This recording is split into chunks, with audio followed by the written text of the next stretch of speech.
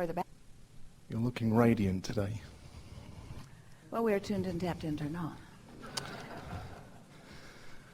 My question of the weekend, Abraham, was with regards to the anatomy of control versus the freedom that is found within in letting go. Well, the freedom that is found from within and letting go is the anatomy of control. So I find myself in a predicament where I have envisioned and leveraged the energy that creates worlds to begin to flow a stream that is seemingly faster than I am allowing myself to keep up with.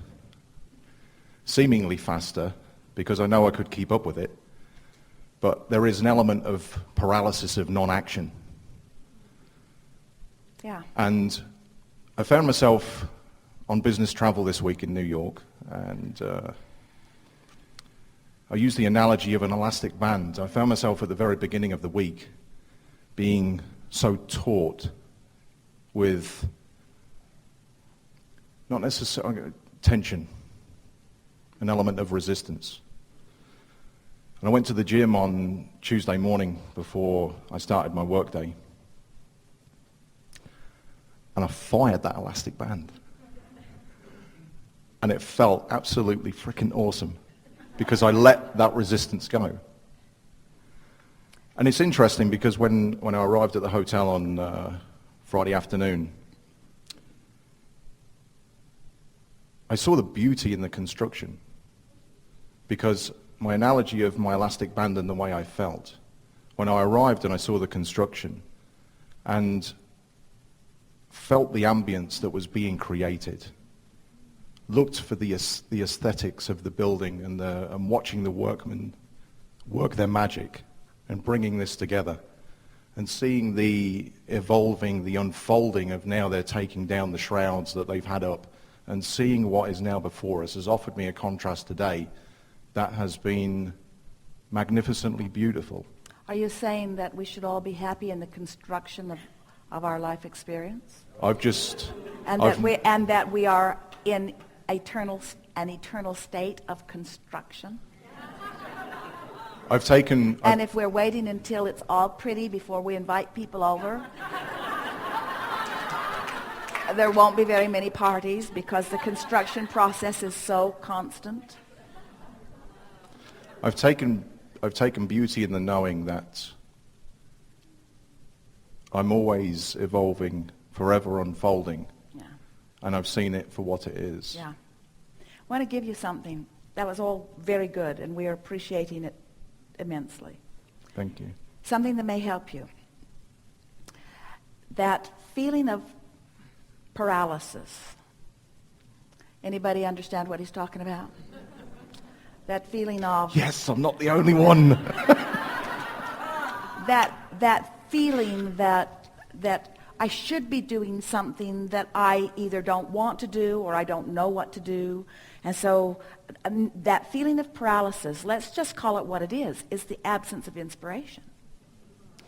And see, I see it, if I may, because my energy is flowing so fast and because I am receiving impulse, I am resisting for whatever reason, and this is what I'd like to untangle, hopefully. I find myself in a place of resisting the impulse, and that inherently is creating the tension within. That's what we're getting at. Okay. And so, but here's why. You're really going to like this. Here. I always do. Here's what's tangled up in this. So let's start with that feeling of paralyzation. Yep. And when you were standing in the old world, that said, well, just do something. Just do something to get the juices started. Just do it anyway. Push through. Persevere. Be vigilant. Use your effort. Buck up. Make it happen. But those tactics don't work for you anymore because you're standing too much in the other world. Tell me about it. So what happens is, what we're really talking about is that feeling of paralyzation is speaking about these two concepts, the concept of motivation and the concept of inspiration. Right. The concept of motivation says, I'm just going to make myself do it. Now, you're all following so far. So think about what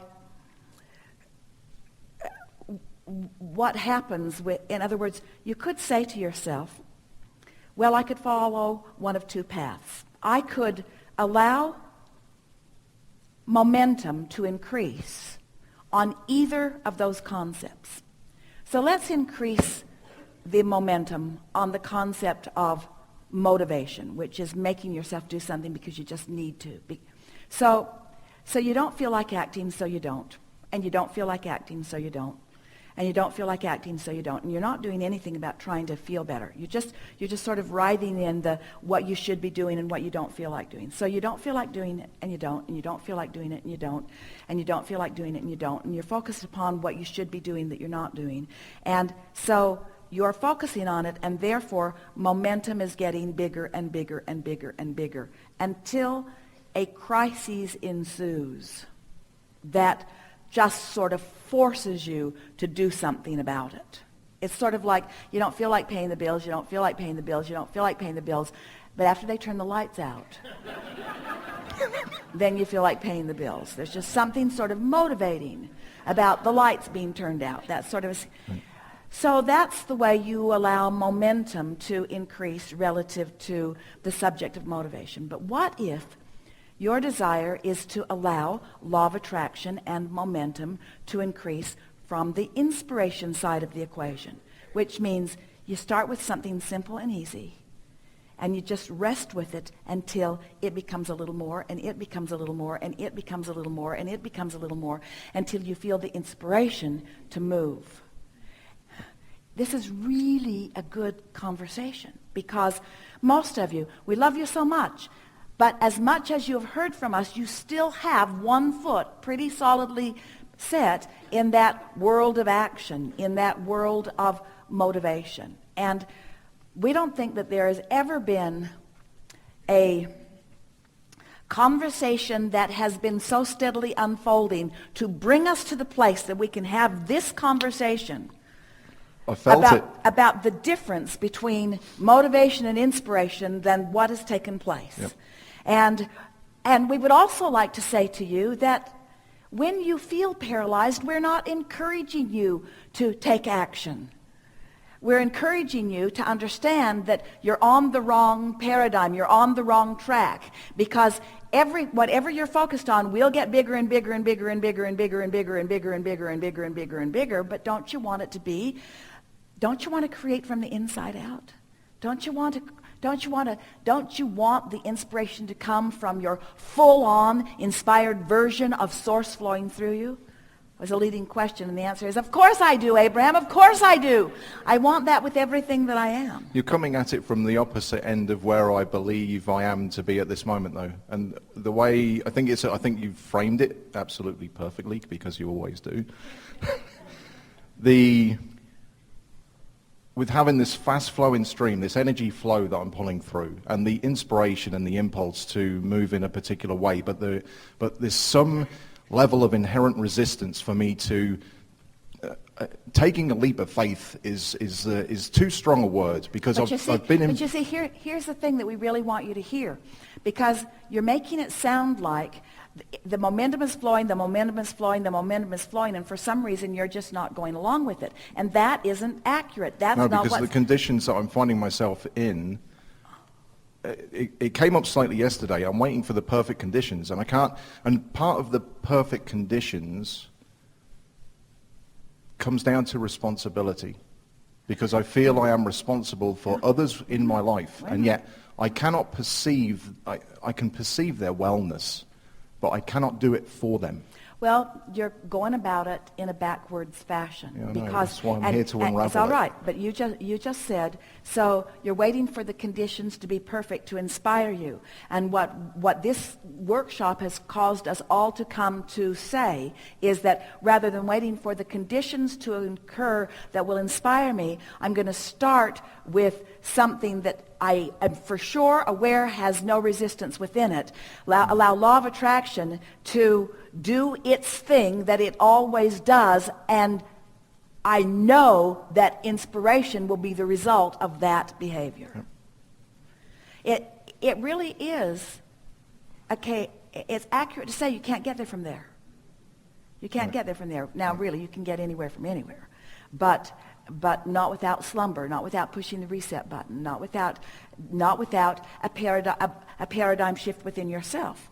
Now, have you heard of paradigm shifts where larger parts of consciousness begin to feel a perception of life in a different way? Well, it's really individuals doing it, and you don't have to wait for anybody else to do it. You have the option right here, right now, in any right here or any right now, of focusing on a condition that sort of binds you up, or focusing on the absence of conditions which frees you up. And that's the whole point of meditation. The whole point of meditation is to clear your mind of thought that binds you. And then begin with thoughts that don't bind you, understanding that law of attraction will apply to them, just like law of attraction applies to whatever's active within you, that will get the inspiration moving, you see.